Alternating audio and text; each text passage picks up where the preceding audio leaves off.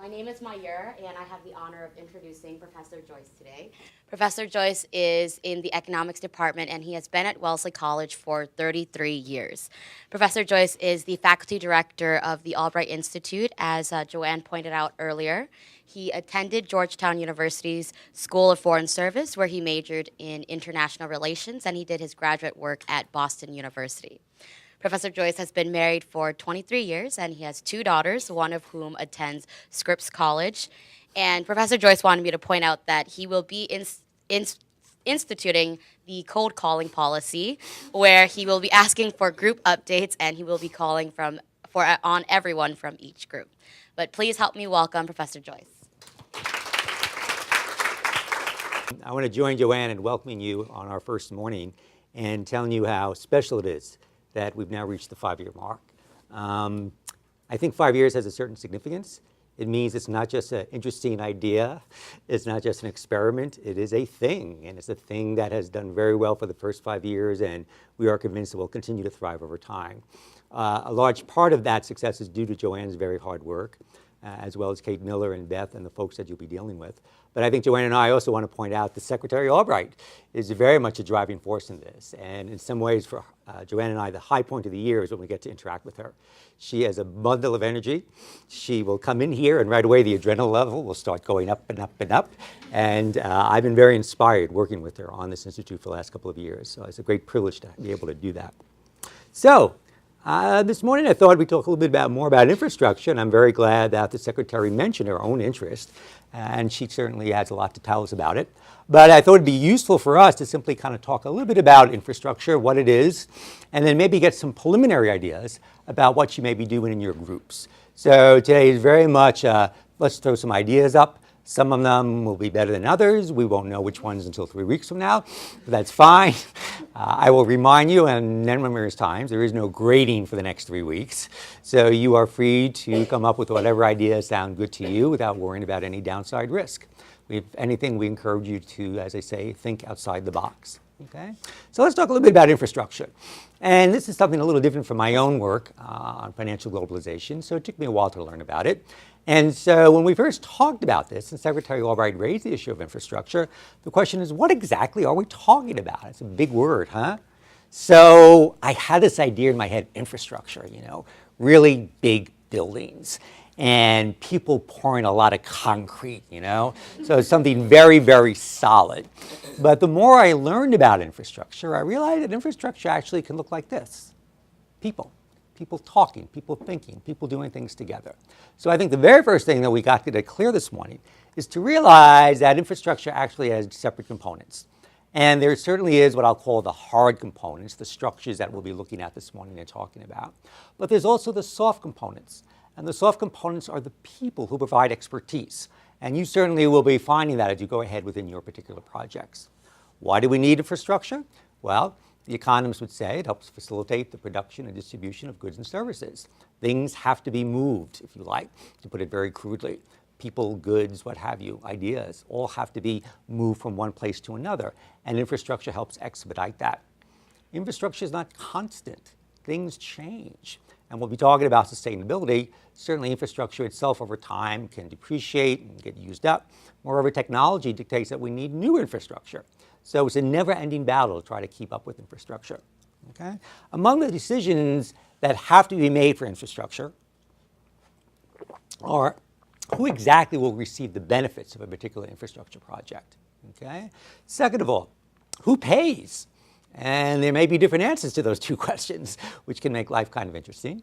And the third question you should be asking yourself is who decides? Because as you do your work, you'll see there is literally an infinite number of things that can be done. You want to boil it down to things that should be done. But the question is, who is going to make those specific decisions for different areas around the world? So those are three basic questions I'm going to come back to as we go forward from here. Okay? In terms of answering who benefits, who pays, let me try a little bit of economic jargon. I promise you it's harmless. It only lasts 10 minutes. No one will get a migraine. Your economics major in your group will explain it to you if I do a good job.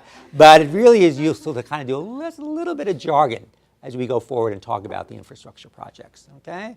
So what we're going to do is talk about something called public goods. Public goods. And to explain what a public good is, I need to explain what a non-public good is, which is usually called a market good. And a market good is the one that you and I think about as we go out shopping. Okay? I went to the Natick collection yesterday with my daughters, full of market goods and full of people going out to those markets. Okay? A market good, to an economist, has two specific characteristics. One is called rivalness. That means that only one person can really enjoy the benefits of a particular good at a time. If I go to the campus center and buy a sandwich for lunch, that's my sandwich. I eat it. You don't. Sorry. But only one person gets to actually have that sandwich. Second of all, excludability means that the person or firm providing the good decides who's actually going to get it. And in a market, it usually means who has the money to pay for it. Okay? So those are things that, we kind of take for granted. We don't really think about it a whole lot. And the nice thing about those types of goods is that markets are very, very capable and well suited to provide those goods. We don't need some central planner telling us how many slices of pizza should be served each day around the world or anything like that. So markets are very, very good for market goods. And among the examples I thought of were things like food. We go shopping for food. We go shopping for clothing. Okay? So a large part of our lives is dealing with things like that. But there are some goods which do not have those characteristics. Okay? For example, there are some goods that have non-rivalness. So if rivalness means that only one person can enjoy a good at a time, non-rivalness, you might guess, means that many people can enjoy the same good simultaneously. Okay? Similarly, non-excludability means that if a provider or a producer sells or provides the good to one party, he or she is actually going to have to provide it to many people. So that's kind of an interesting concept. Maybe you haven't thought about that before. The problem with those types of goods is that on the one hand, think about it. If you're a consumer and you know that if someone else has the good, you get to enjoy it and it doesn't affect her consumption, why shouldn't you buy it? Let her be the first one to buy it and we all get to enjoy it. And how about from the firm's point of view? They know that once they provide it to one person, that doesn't stop other people from getting it at the exact same time. But if they only make one sale, how are they ever going to be able to pay the cost of production? In cases like that, public goods, markets don't work so well because there really is no incentive on either side, either for the consumers to shell out the money to buy it or for the producers to go to the job of trying to sell it. Okay? So the market provision of goods breaks down with goods that have those particular characteristics. Okay? What's the solution? Well, a solution could be for the government to tell us as citizens that we're all going to chip in through our taxes to help pay for those goods. And the government will then provide the good. Okay? That's a public good. So a public good is obviously very different from a market good. We don't expect to find public goods at the Natick collection. We expect the government to provide it. Okay? And that is some nice examples might be national defense. And once the government decides to provide a national defense system, if you think about it, we all get to enjoy it. And you have to provide it to everybody at the same time. You can't pick and choose who gets to enjoy it. A legal system. Think about it. We take for granted that within a particular country like the US, there's police forces, there are law courts, judges, lawyers, what have you, and they're there, and we use them. And again, once you've gone through the institutional work of setting them up, usually we allow everybody to have them. Okay? So those are public goods. There are a couple of public goods which are rather special in the sense that they're global, that the benefits of those things take place across borders, which means that the market failures take place across borders. And so these are public goods that affect many people simultaneously in different countries. Okay?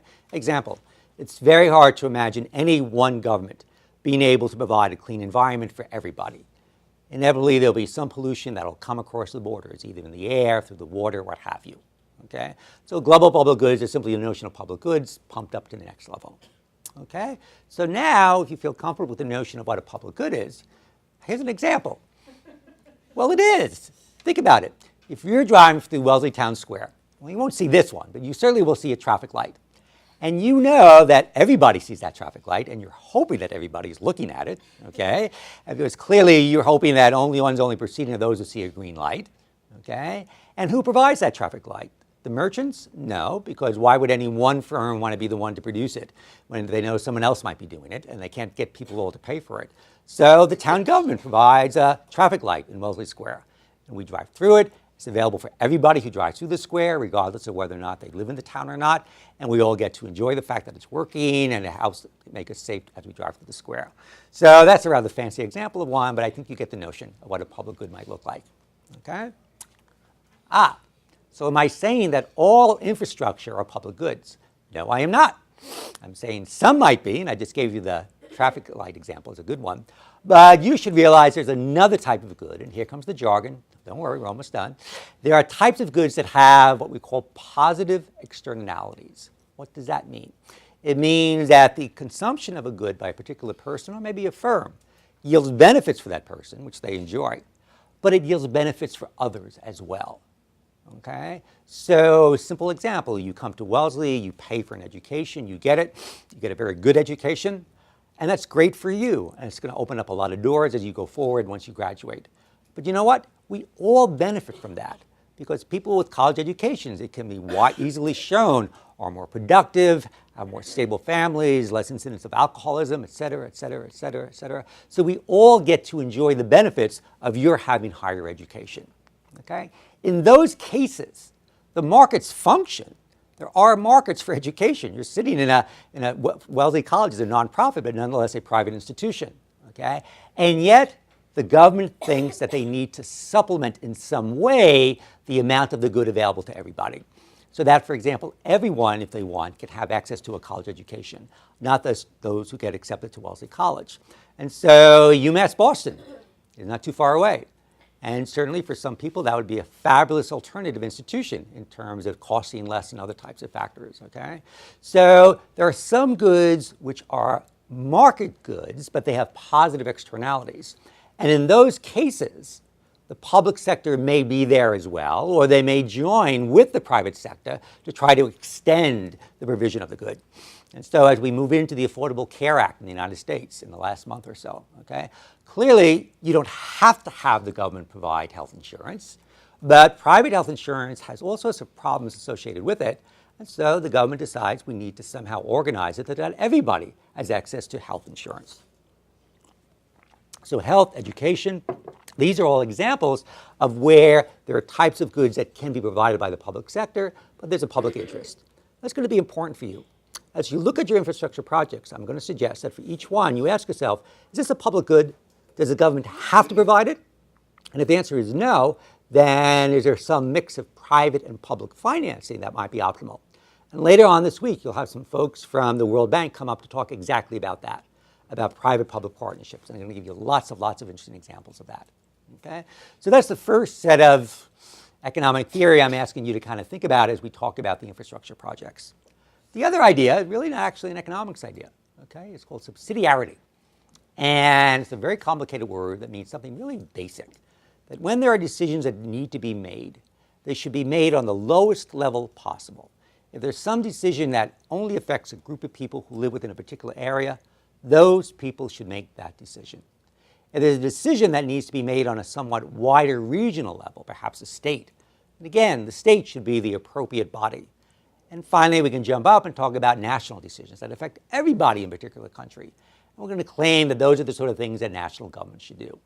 That's important because the reason we like subsidiarity is that when you apply that principle, then the people making the decisions are the ones who are going to feel the impact, are going to care about it the most, and might be willing to pay for it, as opposed to trying to make everything a much wider decision in which there'll be a bunch of people who really might not have a stake in what the particular decision is. That might be important as you look at your projects. Who exactly is getting the benefits of a particular project? How do we get that particular group of people involved in thinking about the project, thinking about how it should be planned, thinking about how it should be paid for? Okay? So again, there's no one right answer, and you can imagine subsidiarity on different levels. Okay? But it's just a question you want to keep in the back of your mind as we go forward. Okay? All right, that's it for economics, I promise you. Okay? So now, with that as background, what I thought we might do is just spend a few minutes with each group, asking the group what preliminary thoughts you may have had. Again, I emphasize, we're not looking for anything very finished today. If there's something that today sounds good, that 2.5 weeks from now you realize wasn't such a good idea, fine. It's not a binding contract. Joanne and I are not going to memorize these things and quote them back to you in 2.5 weeks, okay? But just to get the dialogue going, I thought it'd be very useful. Okay? So let me tell you what I thought of as I looked at the assignments we had given you. So we started off with transportation. And there's an example of infrastructure. That infrastructure might need a little work on it, huh? I'm not quite sure what country it is. I'm guessing South Asia. A lot of people out there, a lot of cars ain't going anywhere. Okay? So there's transportation infrastructure you might want to think about. Or maybe you think about mass transit. And I think this is Chicago because it's elevated. Okay? So you think about mass transit in some sense. Okay? And please don't think transportation only refers to people. Transportation also affects goods and services. So something as basic as a port facility, okay, in which goods have to come in and out can be very important. Ocean ports we take for granted. You don't if you're in a landlocked country, as part of sub-Saharan Africa is, where you don't have access to ships that can take your goods to other countries. So my basic insight, for what it's worth, that transport should not be seen only as people, though of course it is, okay, but can we talk about transportation for other types of things as well. Okay? So let me just stop for a minute and ask people from the particular group of transportation what thoughts, if any, you might have had about transportation and what sort of things you'd like to pursue. So because I know them, I'm going to call upon the economic majors first because they're very relaxed about this cold calling thing. So Amanda, tell me about transportation. Some initial ideas that I thought about is how within a country, the developed part of it and the undeveloped or rural part of it is kind of segregated. And because of that, there's a huge gap between like the rich and the poor. And I think a lot of it is due to transportation and how not just goods and services, but also how information can be transported over there. But I guess that's in the context of the Albright Institute, it might be in another topic like communications. But that's area is sort of what I was thinking for now. By the way, now we hope that each group has a recording secretary. Who's the recording secretary for transportation? Becca? Would you mind taking over that role? Because I am going to give a little bit of feedback, okay? So Amanda, you raised a very good point. I will tell you that one of the things economists have found is that within areas, when you look at unemployment, the reason for unemployment may be something as basic as a lack of transportation for where people live to where the jobs are. So I'm not being facetious when I say it was very interesting at the data collection. It was very busy. A lot of people out spending a lot of money, okay? And you might say, well, why should there be unemployment? Well, because if you live in inner Boston, and if you don't own a car, getting from inner Boston out to the Natick is not exactly a trivial issue. So something like transportation actually has a very important effect about that. So that's a very interesting insight to have. Okay, good. Okay, Amanda, thank you. Where is Sophia Liu? Can we get a microphone down to Sophia? So I was thinking about gender because transportation systems can empower or disempower women, because women in certain countries are limited in terms of mobility because either they're expected to be at home by a certain hour or they're not allowed to, well, they're pressured to not be seen in certain areas. It can affect their employment opportunities, opportunities to be a part of the community, et cetera. So I think that with regards to transportation, we do have to think about factors such as gender and making sure that all different kinds of people can access transportation. Very good. That's a really interesting insight to have, the fact that something as basic as having people being able to travel for schooling, for health, things like that, if you don't have transportation, it breaks down. And particularly if women are the ones who don't have access to that, they don't get to avail themselves of the education, the health, whatever things we'll talk about later on. So clearly that would be an important aspect of it. So we've got unemployment, we've got some notion of gender. We're not going to call upon everybody, so don't worry, okay? But anybody else from the transportation group want to chime in? This is Becca, is that right? And let's get a microphone over to Becca. Someone else needs, I can't talk. Well, you'll remember your own ideas. So 3 quick bullet points occurred to me. The first is the necessity of securing points of transportation. So if you consider the Strait of Malacca or the Strait of Hormuz or Bab el-Mandeb, there's a need for military support of not just the construction of, but securing those ports.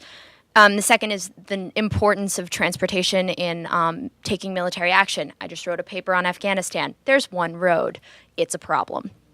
And then the third is I spent 7 months in Istanbul, which is a really interesting example of the problems that are imposed on infrastructure when you have large-scale migration to cities, rural-urban migration, and the strains that puts on a transportation system. Very good. So I had one thing to your story about Turkey, one thing which may or may not be something you want to pursue, and that's the issue of corruption.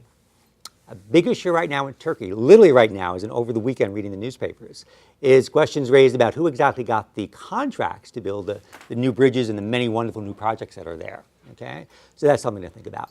So I hear lots of really interesting ideas. And again, the purpose of this morning is just to get the ball rolling. And then you guys pick it up and you go where you want with unemployment, agenda, the issues that Becca did. And seriously, if you decide to go in a different direction, that's fine. Don't feel hesitant about doing that. But I just want to kind of get started today with some of the things that you were thinking of. Very good. Nice. So we look forward to that. All right, transportation. What else we got on the list? Communications. So if you're wondering what you're looking at, that's called a mailbox, okay? Particularly a British one. And right next to it is a British mail truck, okay? Very nice, in a museum, obviously. And that's the way communications has been. Of course, communications today are a little bit different. We're looking at Verizon at the latest iPhones. Boy, they're expensive. So the whole notion of what communications is has changed a lot over the last century or so. And now we think not so much of a mailbox as maybe a tower with signals going between different areas. So let's talk a little bit about communication. And Sophie Sun, about the sort of things that might be interesting about communication. I think the initial thought came to me from Louder, please. I gotta make sure that I can hear you. from an economic major's point of view is that the market regulation for communication is really important. In developed country like America, AT&T, Verizon, they have huge market power, and it's important to have effective market regulations to make sure they're not monopolizing the market. But then for developing countries, there is not as much market regulation in effect. So we want to look into when starting the market for communication companies in developing countries, whether we should give much thought to market regulations like that. And also another thought is, for now when we think of communications, we think of wireless and all the advanced communication method, but then for mail delivery, there's also a lot of inventions coming in. Like, I think Amazon is trying to get the unmanned drones to deliver their packages. So whether we should put in much thought of that before letting the private market to use the very advanced technology in communication. So I think that's also an important question to address. So Sophie's right. The market structure of communications can be very important. And it really is kind of shocking how much money we pay in the United States for wireless service as compared with other countries. Okay?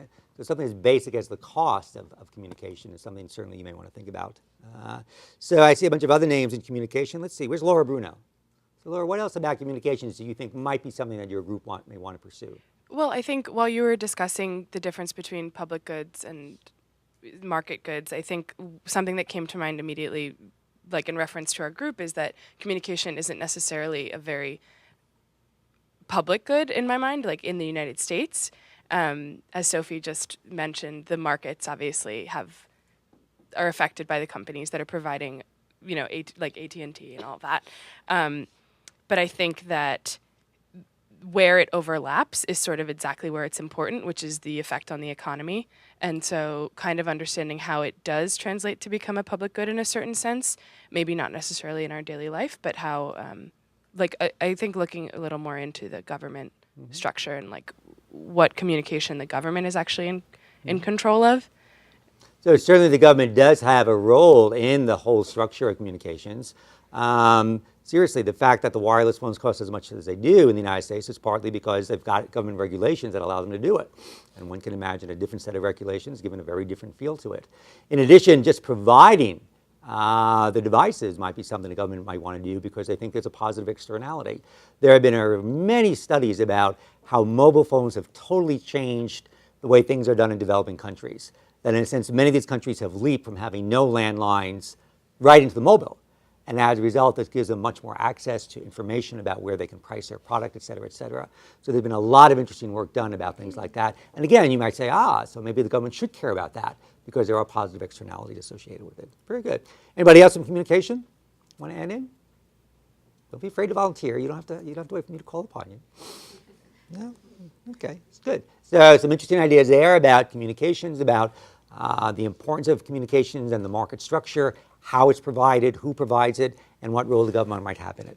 Okay, very good. Health. So health is something real basic, okay? If you're wondering what you're looking at, I will tell you, it's Boston Children's Hospital, which goes back to the 19th century. And so when we think about health, we might indeed be thinking about nice, big, formal buildings, okay? But health can take place in not quite as exalted places. So even something as basically as just examining children for measles or something like that involves health, and you don't always need some huge facility, okay? And going back to where I started, when we think about health, sure, we think about the building, but we should think about the people, because people still provide health services. So something as straightforward as, do we have a network of healthcare providers available to us, can be a very important infrastructure issue that perhaps you want to look at, okay? So let me look down here, and I see, oh, hello, Cherry. Cherry's just been waiting for me to call upon her. So Cherry, tell me a little bit about health and what you guys might have thought about. So some initial thoughts that I had is that research and development can be seen as a public good, and the U.S. is in a pretty unique position in that our country is in the forefront of medical breakthroughs and advancements. And by doing that, when we develop something new, other countries can kind of jump on that without paying the research and the facility initial costs. And health is really important to the economy because having access to these infrastructures will actually help increase like labor productivity. So through that, we can see like a really big difference between health in developed countries and then the health in underdeveloped developing countries. So, yeah. So Cherry's absolutely right. Healthcare is an enormously important industry, okay? So just as a sector of the economy, it's worth knowing about. And it certainly are differences in how healthcare is provided in different types of countries, particularly richer versus poorer countries. The first part of what Cherry said, I really found it interesting though. I want to talk just 2 minutes about intellectual property rights. So think about a company that develops a new drug, and clearly it will benefit people, but the government has to be, not the government, the company has to be rewarded in some way to provide it. So what we do is we provide patents, copyrights, various types of what's called intellectual property that allows the company then to sell their product only to those who are willing to pay the money. Okay? Of course, not everybody may be able to afford to get the drug. And what happens in a case like that? And that's been an enormously complicated issue internationally between countries like the US, where you have the medical companies based, and countries like Brazil, India, where you have many people subject to many types of diseases who may not be able to afford the drugs that are developed in other countries. Okay? So it really is an extraordinarily complicated issue. And really, once you learn about it, it really makes you think about what's the best solution out of this. Okay? So Cherry, there's a lot of really good things.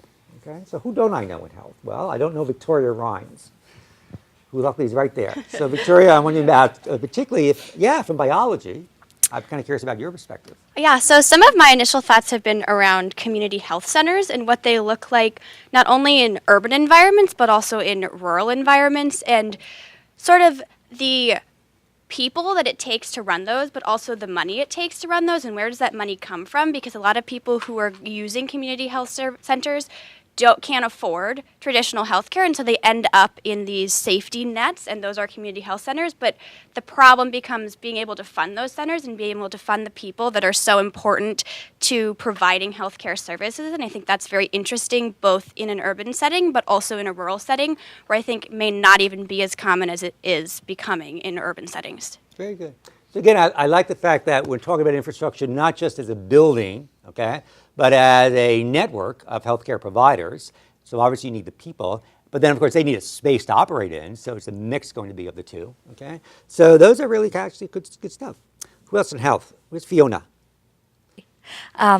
So like you said, and Joanne said this morning, like it's not just brick and mortar. So I really think that it's important for us to have preventative care. So healthcare, so educating people on preventative care is really important. And I think an example would be like safe drinking water, or when, especially in rural areas, people think that boiling water may not be a good idea because of the taste. But I think if there were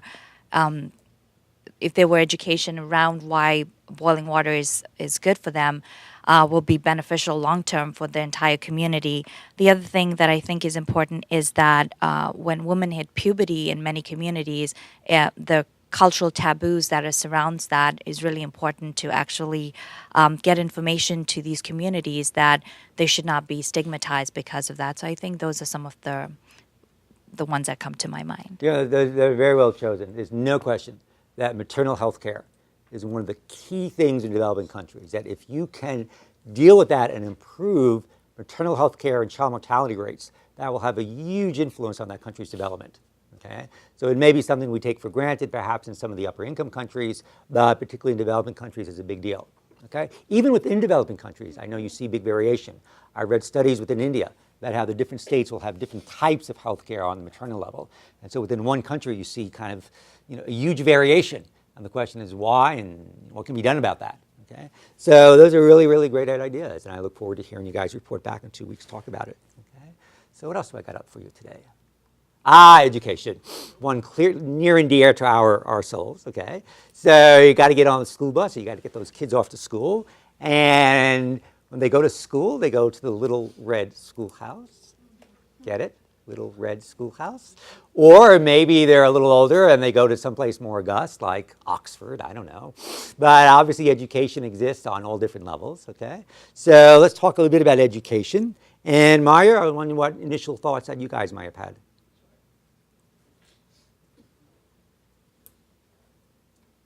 So what I've been thinking about for the focus of education is on preschool education, particularly here in the US or in other developed nations as well as in developing countries, especially because the investment in young children makes a really big difference. And I've also thought about in terms of financial aid or access to higher education through providing scholarships and grants to people who come from disadvantaged backgrounds. Very good, yeah. So I will tell you that in economics, one of the things that studies that we replicate and always come up with the same answer, the more education, the better you do. You make more money, you're healthier, you can go through a whole list of things. And that starts obviously at the preschool level, up through K-12, on to college, okay? And so access to education is one of the most important things that can happen. In particular, I will mention, maybe some of you have thought about this, again, within developing countries, educating women has a huge impact upon that country. That women who have had some basic education make different types of decisions about how many children they want to have, about their own health, about whether or not they want to work, et cetera, et cetera, et cetera. And it's like a really easy thing to do. Just literally provide more health services to women and you will have a big, big impact upon that country over time. There's no question about that, okay? So that's one aspect of education. So let's see who else I know here. Where's Sarah? I think education is undoubtedly a great way to empower women, but at the same time, I felt like there was a disconnect because in many developing and developed countries, women have higher rates of college graduation than men, but I don't feel like that translates to the same level of empowerment in political and professional leadership. So I was just wondering that when we look at education, it's not just a matter of providing scholarships or building schools, but thinking critically about what kind of education and guidance you're offering for women so that they can succeed after school as well. Yeah. I know we have time to talk about this. I was going to suggest to Joanne the book that was written this past year by the woman at Facebook whose name I'm blanking on, which of course is Sheryl Sandberg. Yeah. Thank you. I don't know. I haven't had a chance to ask Joanne her thoughts about the book and everything. But clearly these issues about, all right, you've got the education, how far do you go with it, is obviously an important issue, including to Wellesley College alumni, as well as people in other countries as well. So it's a complicated issue, but certainly one that which is very relevant. Yeah, okay. Let's see, anybody else? Maybe I can say Alexandra Day. Can we get a microphone down, Alexandra? So I have a few ideas. Thinking about especially what we were just talking about with Malala and educating women around the world and what the obstacles are for that and what the impacts are of that, and thinking critically about the ways to get education to women in places where there are obstacles to that. Oh, okay. Is that better? So that was one thought I had, and two other thoughts that kind of go hand in hand is breaking the cycle of poverty and how that's tied to education, and thinking about the fact that in the U.S. local governments are in charge of education, so that's often tied to the amount of money going into schools. Like the Wellesley Public Schools are really top-notch versus inner-city Boston schools are less so. And what can we do about that in a society where your education, as you said, is tied to the amount of success you have?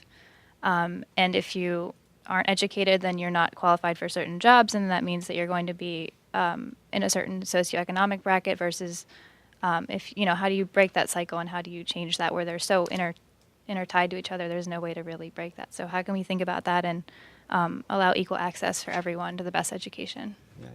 I will say, if you look at American history, there's no question that the decision in the 19th century to provide high school education to all Americans was enormously important and really helped produce a labor force that was able to do things, made them more productive, helped the U.S. economy to power ahead in the 20th century. And one of the sad things, if you're a United States citizen, is to see how we've fallen down those rankings in terms of education. And now that we're not quite at the top anymore, if anything, we're kind of falling down kind of precipitously. So yeah, so all these things about education are quite important, okay? I guess the other point I would raise is that, yes, we can go to nice places for education that look like that. So Cherry, where were you this fall? Where were you? I'm sorry. What? When you were studying over, you were? I was at St. Peter's when I was in Oxford. At Oxford. So I know we have at least one Oxford person in the room. Thank you. And we have two. All right, so we have two. Oxford's great. I have to tell you, when I first went there, it was like an adult's version of Disneyland. You have all these beautiful buildings and, these names, all these famous names, all over the place. And it is a great place. There's no question about it. But then you think about what we're doing today and just the controversy right now, which includes our campus, over using computers. And, whether or not that's going to become a bigger part of the technology of education.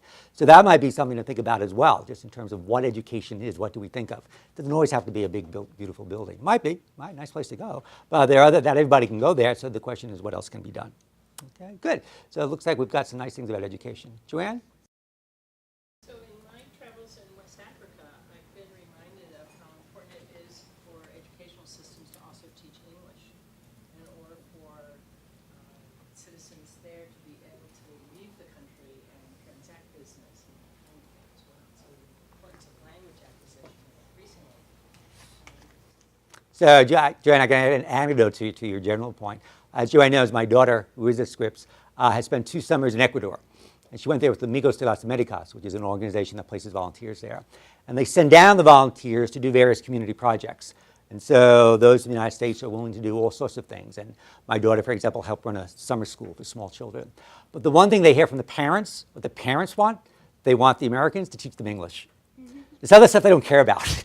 They want their children to speak English because they can, and they see that as a sign of success. So even though these people themselves may be seen as tremendously uneducated, they know what's going to break the cycle, and they know what's best for their children. So you don't need to be a PhD to kind of figure out how important education is. In fact, quite the opposite is these people, in a sense, have a greater awareness of education and the need for languages than other people might take those things for granted. Very good. That's great. So we look forward to hearing more about education later on this month. Okay? And then there's water. Now, water, the more you think of it, is so important in so many different ways. Okay? So we think about harnessing water in different ways. So here's some type of, dam irrigation system. Here's another dam, very pretty picture.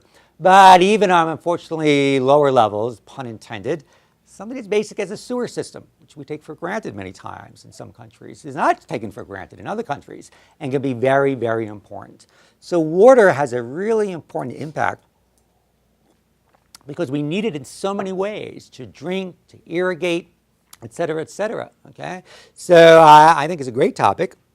And so let me ask in the water group, okay, where's Ellen Bechtel? Can we get a microphone over to Ellen?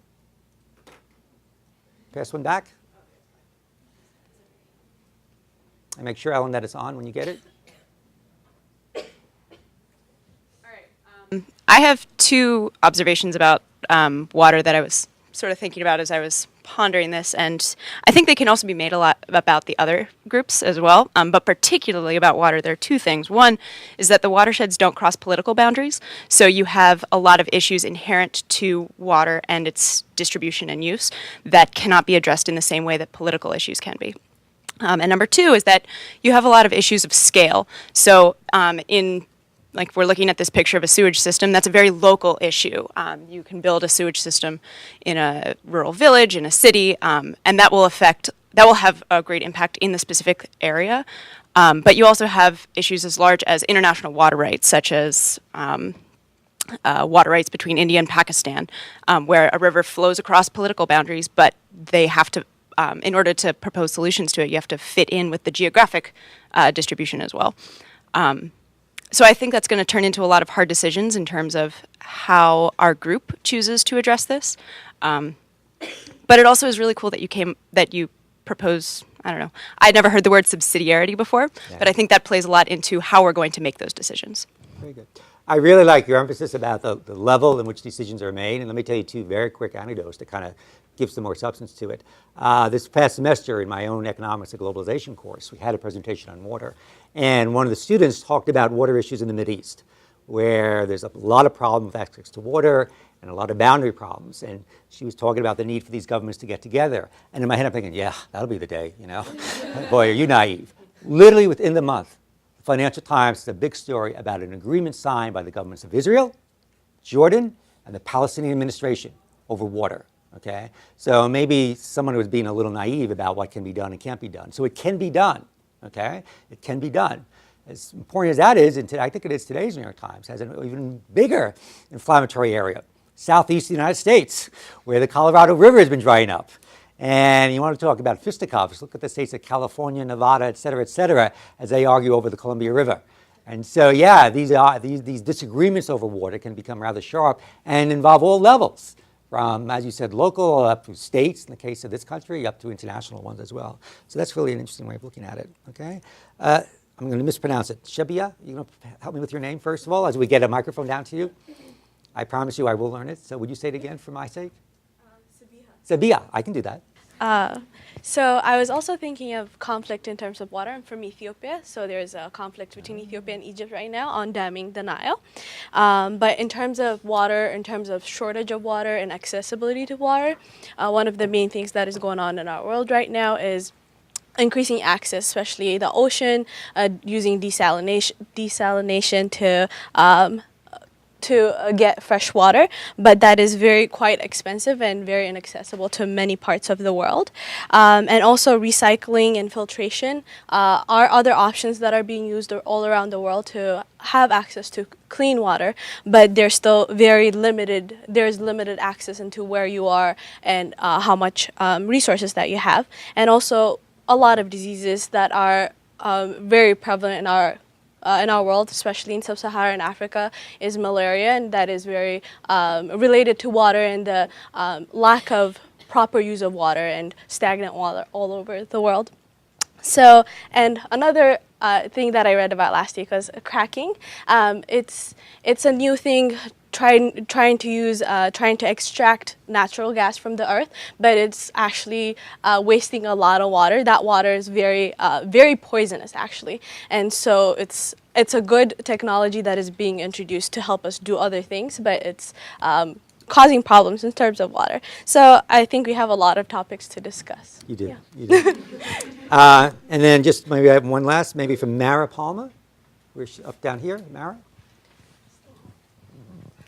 Actually, it's Mara. But Mara. That's okay. It's Second okay. name I got to learn. That's all right. Well, regarding water, we were just talking about with Liz, who was in Jordan studying abroad. So then I was thinking about landlocked versus island countries, because I'm from the Philippines, and so we're surrounded by water. And so and especially after Typhoon Haiyan, I think some of the questions I'd want to be talking about include, in times of crisis, how do you get fresh water to people? Because I think water is the most basic things. I think you need to get water to people before you can start rebuilding anything. And so I think that's what I've been thinking about. And I'm sure issues come up between landlocked versus island countries, especially if you're bordering, if you're bordering each other. It's like, how do you interact in the global stage? I think those are going to be really interesting questions to discuss. Okay, good. So a lot of good things to talk about water. What else? Culture. So on New Year's Day, we went over to Sanders Theater for a little concert with some Bach, and it was very nice. So we think about culture maybe in this grand sense, or maybe we think about beautiful museums, for example, in Bilbao, Spain, where we can go look at fancy campuses. And maybe culture can also mean something as basic as a baseball game. So please don't keep a narrow notion of culture as you think about it. You can be very broad-minded about culture. So I know she just walked in. Claire, hi Claire. Hi. It's wonderful to see you. I'm just kind of curious whether you had any thoughts about what might be a type of topic and culture you might want to talk about. Yeah, so I'm really interested in ethnic conflict and divided communities.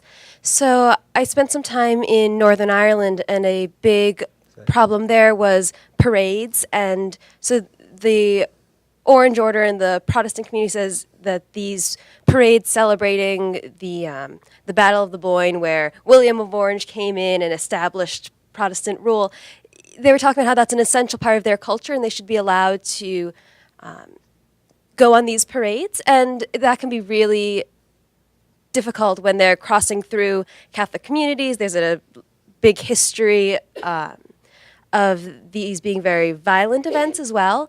And in the same country, there's a lot of discussion right now about flags and which flags can be flown, and certain flags are very tied to cultural expression. So I think that's an area of interest for me. And then language as well is another part of culture that I think is really interesting, especially minority languages or languages that don't necessarily they aren't necessarily the official language. And so I think, especially with dialects and for instance, indigenous languages, and how do you preserve those aspects of culture while still respecting realities, and people need to learn, incorporate themselves into certain mainstream forums. And so I think that's something I'd be really interested in talking about. So that sounds to me a lot about the soft aspect of infrastructure, that things like languages, et cetera, and identities are things that people carry around with them.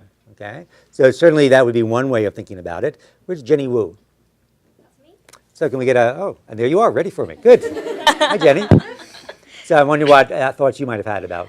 Actually, when I thought about culture, I think the first thing was really what is culture, how to define it. And since Claire's already talked about a lot about the soft aspects of it, I think I'll talk about the hard aspect of it. So once you realize the culture, I think the problem is whether you want to preserve it, and if you want to preserve it, if you want to keep on promoting it internally or externally, what means do you want to do? Do you want it just to be still? Do you want to put it in a museum, or do we want the people to live in it? Do you want it to be a game? Do you want it to be something interactive? So do you want it to be in a stadium? I think these are something that once you identify an aspect, then maybe as from a higher institution, say the government, then that's where they can step in. And another thing that I think is really interesting is nowadays is really getting more and more globalized. So what is a culture? Does it belong to a generation? Does it really stay within a border? I think that's something that we would like to discuss as well. Good, good. I will mention that when we were in Beijing this past summer, that culture came up, and it was a very hot ticket issue about the preservation of buildings, et cetera, as well as languages in the ethnic minorities. So again, culture, which sounds like a nice thing, can have to be very divisive sometimes amongst peoples as well. Okay, Ace, you want to give me your thoughts? We need one more microphone up there. We can pass it back.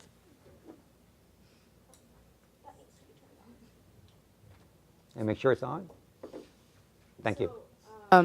I chose culture because I was interested in the way that the natural world affects our built world, which then affects our cultural society, and how, whether like our landscapes determine the things that we build and the way that our structures lay within that landscape. So when I was in Europe studying abroad in Denmark, I traveled a lot, and it was really interesting to me how the buildings in Amsterdam were very different than the buildings everywhere else, because it's not built on very solid soil. And because of that, the buildings in Amsterdam had a lot of windows. And because of the way that these buildings were built, artists like Vermeer were able to explore the way that light reflects on walls and do a lot of studies in light. And because of the landscape and because of that architecture, we've been able to get all these incredible paintings. And at the same time, our cultural society affects the needs that we have out of our built environments, which also affect the way that our natural world exists. So we build dams, we build roads, and that inevitably affects the way that animals live, coexist with us. And so I'm interested in exploring the way that infrastructure helps to build our culture. And at the same time, I'm also interested in the way that the things that we build can also be things that degrade culture. So what I'm thinking about is, in your definition, Professor Joyce, you said that infrastructure is something that helps us distribute goods and services. And while we distribute those goods and services, we also distribute our culture. And I've been thinking a lot about this thing called like the quote unquote new imperialism. And Ms. Murray and you also talked about this, how people in third world countries, developing countries, often want their kids to learn English. And while it gives them opportunities in this globalized world, we're also losing hundreds of languages every year. And we're losing the way that people live. People want to, like, I come from China. People want to be like the US. People want to seem American and Western. And so what we're doing when we're creating this globalized world, while we're gaining so much, we're also losing a lot of culture. So those are just two things I've been thinking about. So those are all really, really interesting insights, and I'm very much looking forward to see you guys come back with that. So let's keep going because we need to talk about, climate change. And that certainly is something which people have become more aware of. So there are some poor cars that got stuck in a downturn. And this is a more serious one of obviously a desert, which is getting worse for the animals. And the whole notion of climate change, I think, is very much becoming one more accepted. I will mention for me personally, I grew up in New York City. And in the past year or so, when we had the hurricane come through that flooded the subway tunnels, I could not tell you what a shock that was for someone who grew up in that city. You just took those things for granted. And the idea that now, literally, you could not take the subway from one borough into Manhattan is just something that's unreal. And so I think all of a sudden, New Yorkers are going to be rather cynical, all of a sudden got their eyes open and said, wait a minute, this is not just stuff people do in academics or something. This affects our lives. And so I think there'll be a growing realization about climate change. So it's a big issue, I know that, but we very much wanted to put it on the table. So Natalie, can we get a microphone over to you?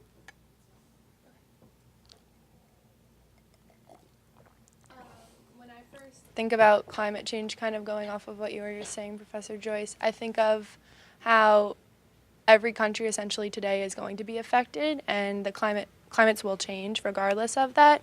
So I think now each country has a larger stake, and countries that are more developed are realizing this, which is why it's such a more pressing issue. And when I think of it, I think of ways we can prevent it or reduce it and mitigate it. And a lot of the current debate or talks over it are happening at the global level, but I think a lot of it, more integration of what's happening just in small areas could be very useful just to understand the issue more, because certain local people know more about maybe what's happening than just at the national level. And then preventative measures, I think a lot of things like pollution and having regulations on maybe when earlier the group that was talking about like automobiles and such, I think having standards and changing our behavior is something that needs to be addressed. And we may not all be able to have benefits from it, and some of us may lose some countries may be a little at loss, I guess, but the overall gain is just for human health and human benefit. So yeah. So I have one thought about this issue that I'll share with you now, and we can come back to, in that it is obviously a very open issue. And among the ways you could go is to think about climate change in terms of what could be done to, if not stop, slow it down.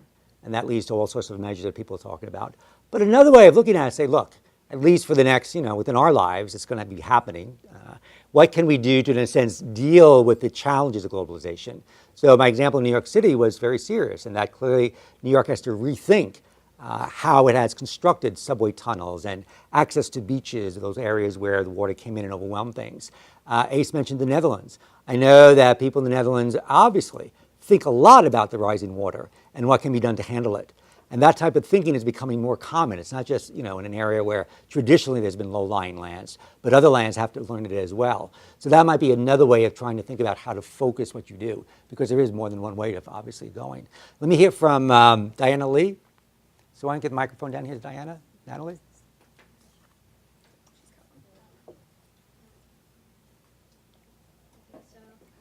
A couple of things that I was thinking about. One of them is the government's role, because I'm from Houston, Texas, and just coming from Houston and going from Houston and coming to Wellesley and the Boston area in general, I've noticed that there's such a change in how recycling happens, because in Houston, none of the apartment complexes in Houston have recycling.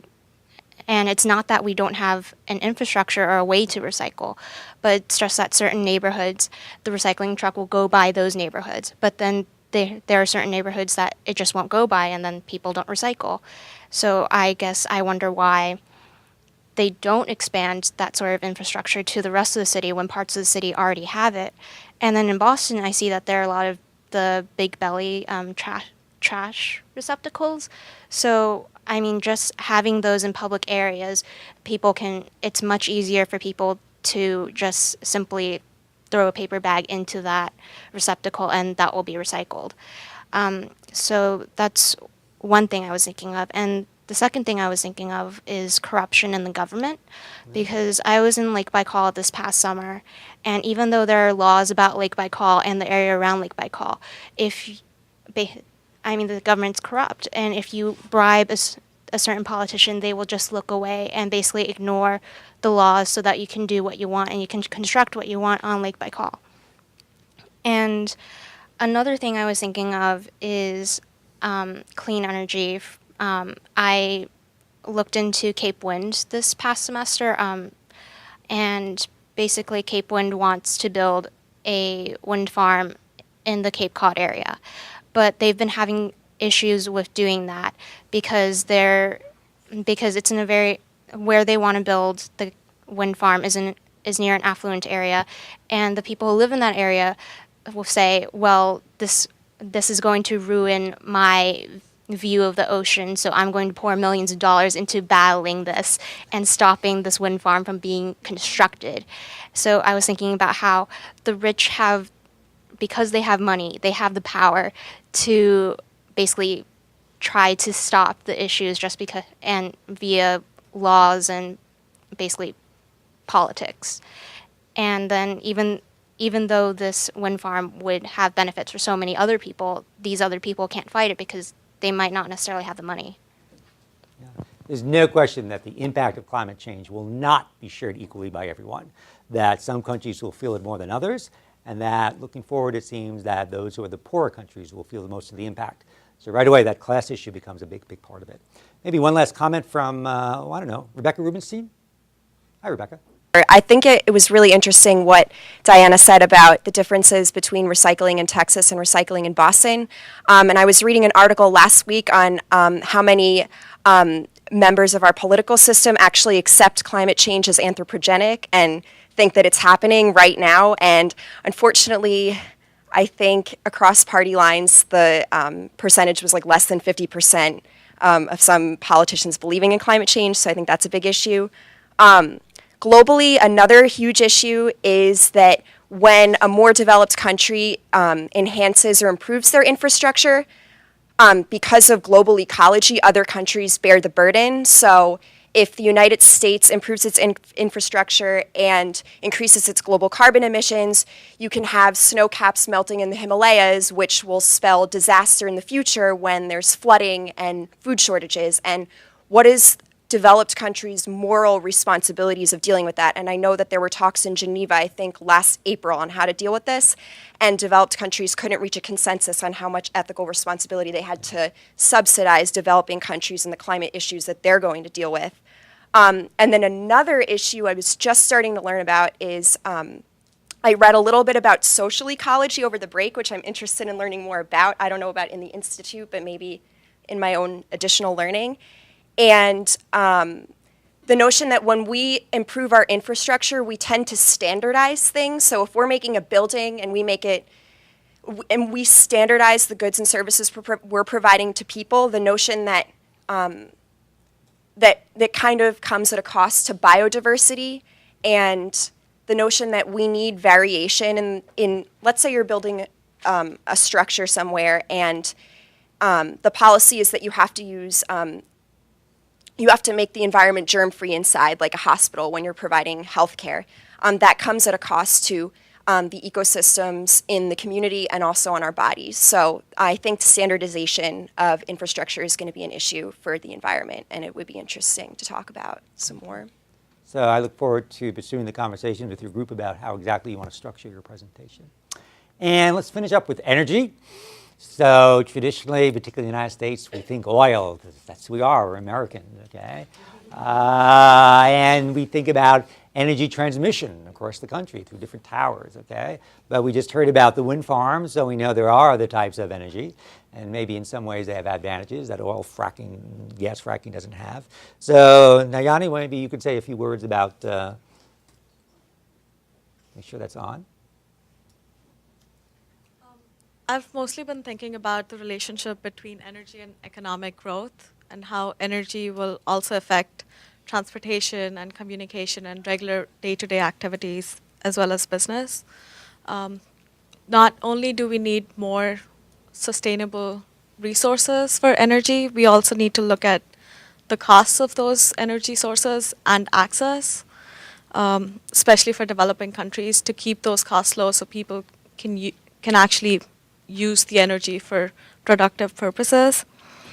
At the same time, I think it's important to reduce waste and also manage nuclear waste that comes out of energy production. I know in India, a lot of villages only receive energy for a couple of hours every day. If they had more, they could use that on their farms or at homes. And when I go around the US, I see stores in the evening still having their lights on, even though they're closed, which doesn't make sense to me. Like, if somebody wants to buy something at Talbot's, I think they will go even if you keep your lights shut at night. So I think it's important to realize that having energy doesn't mean that you waste it. You need to keep. It's important for developing countries, especially, to have access to energy. Yeah, that's basically what I had. Big issue in India. You are absolutely right. Energy infrastructure and trying to develop an energy infrastructure has become a very important issue for the government because it clearly is holding back development. The firms aren't able to obtain energy for their basic operations. Let's see, who else do I see down here? Molly McNamara. Hello, Molly. And luckily there's a microphone just waiting for you to open it up.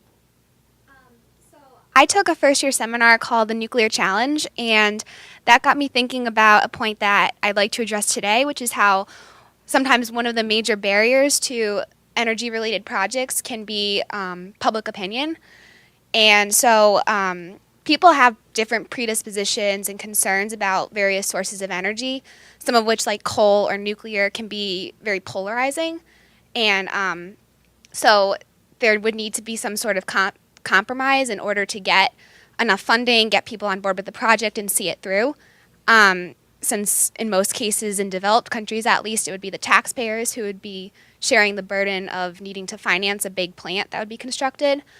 And I'd also like to comment a little bit about, although there is the issue of environmental sustainability, how clean the energy is, there's also the issue of financial sustainability, whether a plant would be able to be not just initially upfront constructed, but whether or not there would be enough funds allocated to manage and maintain the plant for the life of however long it needs to be.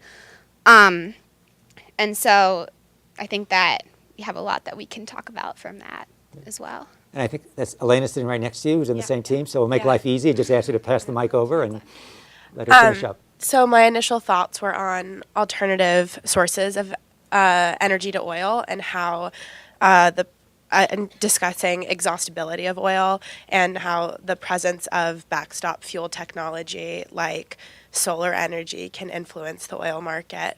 And then my second thought was on how sources of energy like oil can influence like policy decisions in places like the Gulf and states like rentier states, and how that affects politics in that region.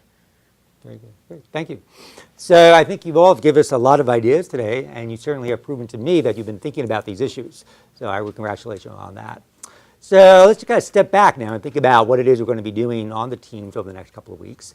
You may remember that for each particular topic, there are some challenges. As I said at the beginning, how exactly are these projects going to be paid? Who's putting up the money? That's something to think about. How could the projects be made sustainable? And that's on our list partly because Carol Browner asked me that question, and I realized it was a very good question to ask. So it's very easy to throw up projects, but are they good projects in terms of energy consumption, et cetera, et cetera, et cetera, and their impact upon the environment? And finally, as we said at the beginning, how do you get the public involved? It's very easy for some planners to sit in an office and decide what needs to be done for a particular community.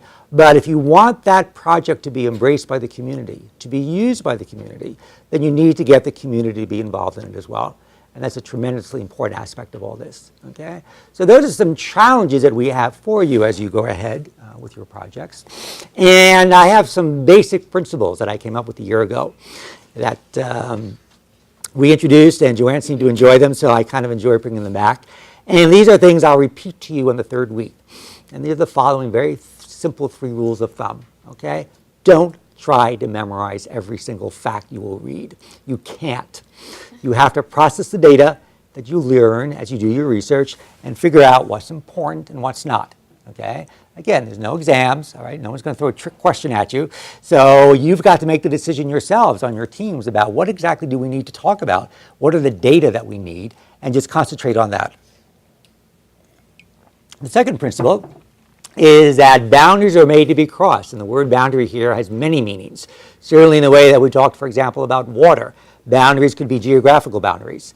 And so maybe some of the things you talk about are global public goods, and you need to talk about it in more than just one area. Okay?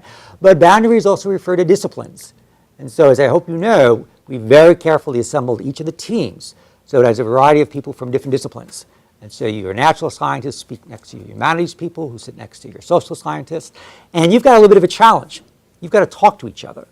Now maybe you think that's pretty simple, but I can assure you, Joanne and I have heard many stories in the first 4 years that during the first week, when you sit down and the 5 of you say, all right, what are we going to do?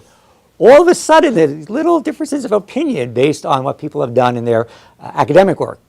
And your job, quite seriously, is to learn to communicate with each other, to try to convince each other. Okay? So you economics majors, if you start spouting jargon, they're going to slap you down. Okay? You've got to go back and say, well, here's one way of trying to measure the benefits and the cost. Right? And it simply is one method that we learned in economics. But the same is true of the biologist. You know, after 3 sentences, I kind of get lost. So you've got to be able to explain the science of what you want to talk about. And with the humanities people, again, you've got to explain some of these things that we think we know about, but maybe we don't know as much about languages as we really would like to think ourselves. So you've got to learn to be patient. And I can promise you that over time, the groups do come together. But the first week sometimes is a little bit of jockeying back and forth as you decide what it is you're going to talk about. Okay? Teams can go where individuals can't. Okay? You will do much more harnessing the potential within your team, harnessing the intellectual firepower that is there than you could ever do by yourself. I know it's possible to climb Mount Everest by yourself. I've read about people doing that. Why would you ever want to do such a thing? It's a lot easier if you go with a team of other people so that if there's an accident, someone there is to help you. That's what you're doing. You're working together as a team. And again, as I said, it's a team of people with different strengths. And so you've got to learn to play upon those different strengths. That's one of the hallmarks of this institute, that Joanne and I have learned that experience of working together over 3 weeks can be a very powerful one. And it's one that, quite frankly, you're going to have to deal with in the rest of your life. The academics, it's simple. We decide to do our work within one particular area. So I decided to do economics. I like doing economics. I'm proud of it. The economic majors will tell you I can go on for hours and hours and will. But I realize that not all of you are going to be in a similar situation. You're going to be in different areas, whether or not public policy, the private sector, what have you, where there'll be some issue which transcends boundaries. And you've got to learn to put together your team to go across the boundaries to figure out what has to be done. And that's a skill. And it's a very important skill. When we were in Beijing last June, During the day of the leadership conference, one of the people raised her hand, one of the women in the room, and asked precisely about that. And I was very pleased that we could say we understand that is an important issue, and it's one that we try to deal with within the Institute. So think of that process, okay? Again, we don't really expect you to solve all the issues related to water, culture, energy, what have you, within the next 3 weeks, particularly given the fact that you have a 50-minute presentation. So what you should learn to do instead is ask yourselves, what do we think are the most important aspects, the most important issues related to what we're going to be doing? And obviously you can't do everything. So choose the one that resonate with most of you, okay? And then ask yourselves, well, what examples do we need? And again, you can't cover every infrastructure project in every country. Don't even dream about it, okay? Choose ones which are most salient. If you want to concentrate on developing countries, fine. So then think about that area to go through for your examples, okay? But it is going to take a little bit of work to kind of try to narrow it down. All the ideas you broached with me are wonderful, but I can tell you from experience, you're going to have to narrow it down. What we do is to meet with you to talk about this. So I'm going to ask Kate to be in charge of the schedule, but starting on Thursday, I'm going to be available to meet with each team. And I know we have some time on Thursday morning, so I might meet with 2 groups then, and then lunch, and at the end of the day, I'll meet on Friday. And whoever I don't meet with this week, I can meet next Monday, or maybe even over the weekend. I'm perfectly happy to come over to the dorm if you just want to sit there. So step 1 is to sit with me, and what I will do is bounce a lot of ideas out at you. And then your idea is to say, all right, that, and that doesn't mean a whole lot to us, but that one might work. And so we're going to trade ideas back and forth. We're going to try to narrow it down. Next week, you're going to meet with Joanne, and she'll tell you about her schedule. And she's going to push you to say, all right, now what exactly are you going to present? And she'll give you some feedback on that. So Joanne and I are here basically as catalysts. We're here to kind of give you a gentle push along, okay? Realizing in the end, it is going to be your work, and we know you're going to do a fine job on it, okay? So that's where we are. Congratulations on your responses. They were very, very thoughtful. I'm not surprised. Remember, we chose you. But nonetheless, it's very, very nice to hear such interesting things from people, okay? And I guess I'll just end by saying, I think the 3 weeks of the Institute are among the most important 3 weeks you may spend. That sounds like a huge exaggeration, but I'm quite serious. Never again will you be in the presence of 39 incredibly smart women who are, in a sense, working with you, listening to the same speakers, working on the same issues, and then talking about it. One thing that we've learned is that some of the most important aspects of the Institute do not take place here in the classroom as much as in the dorm. That it is the talks that you have with each other over meals, discussing the day's speakers and what you think of them, which are enormously interesting. Because seriously, we chose 40 very intelligent women. You're here because you convinced us that you can think about these issues and have something to say. And so sharing those ideas is the best thing that you can do. We really don't want to organize it. Joanne and I don't want to put up little seating charts about, Barrett will sit next to so-and-so at dinner. No. You do that.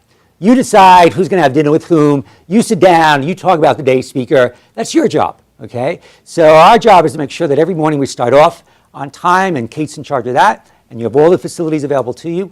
Your job is to engage with everything we throw at you and to meet it and to show us just how good you are. We know you will be, so we're very proud to have you here. So that's it. Thank you very much.